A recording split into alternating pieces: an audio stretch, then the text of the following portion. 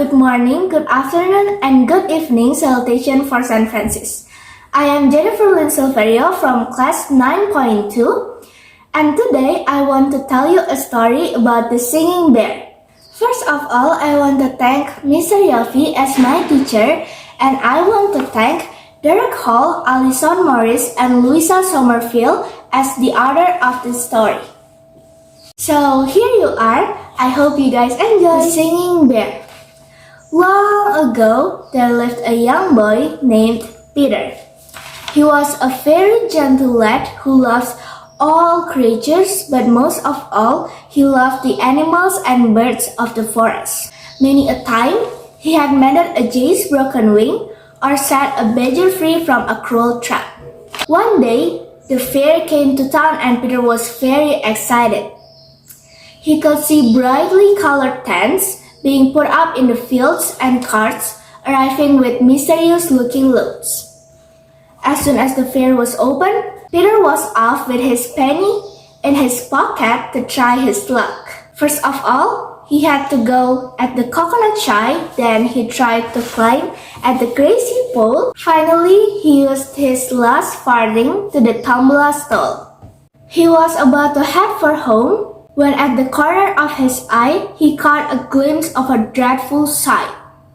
Lying in a cage, sad and forlorn, was a large bear.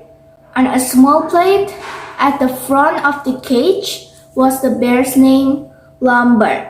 He looked so dejected that Peter immediately fought to set him free. The cage was strongly padlocked and Peter knew not how he could pick the lock. He turned to make his way home with the bear gazing pitifully after him. That night, Peter tossed and turned in his bed. What was he to do? He wasn't strong enough to break into the bear's cage, and his keeper would surely not agree to set him free.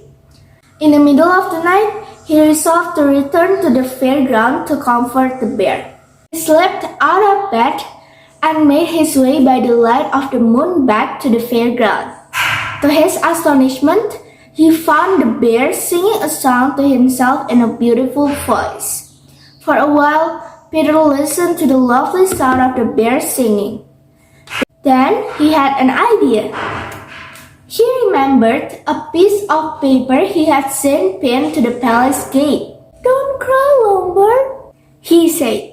"I think I know a way to get you out of here, but first you must teach me your song." The bear was happy to oblige, and soon the two of them were singing the song together. Then Peter said, "I must go, but I'll be back tomorrow. And remember, when you see me, be ready to sing your song, okay?" The next day, Peter put on his very best clothes and set off for the palace. The paper was written a handsome script. "The king requires a minstrel with a fine voice. Apply within." Peter knocked at the gate. He was shown into a beautiful golden gallery where a row of minstrels were waiting to be auditioned. A courtier rang a little bell for silence, and in came the king. He sat down at his great gold throne.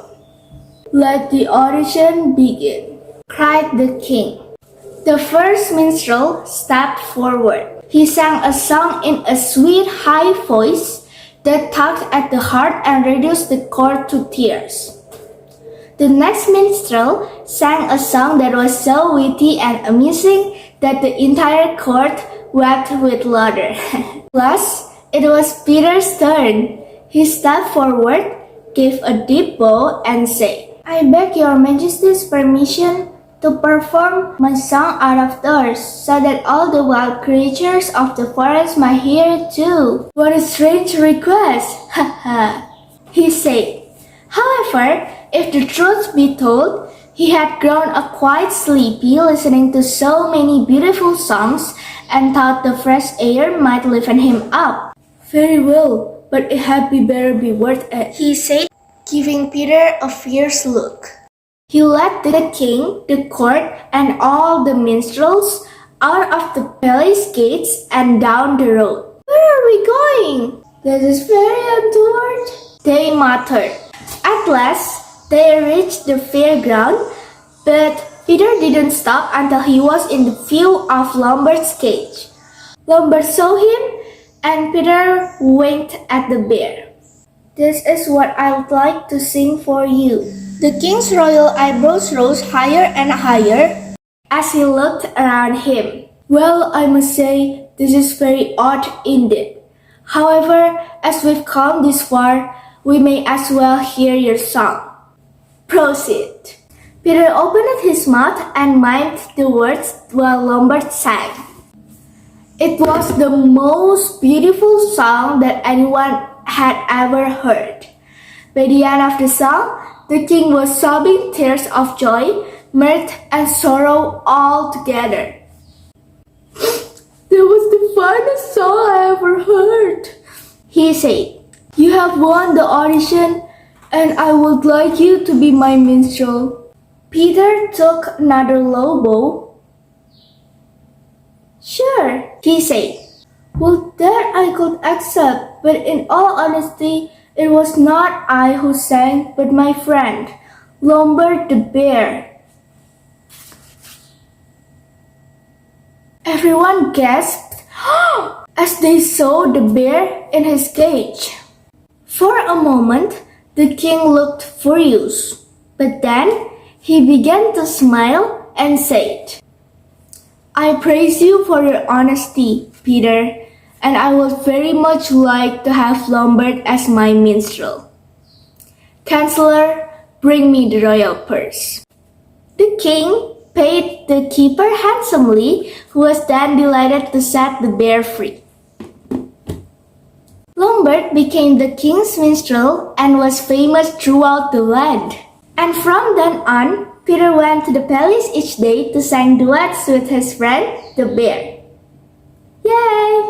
And it is said that, in the end, Peter married the king's daughter. Yay! Happy ending! Thank you all for watching this video.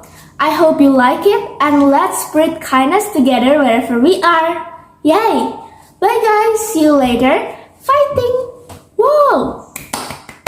Thank you guys!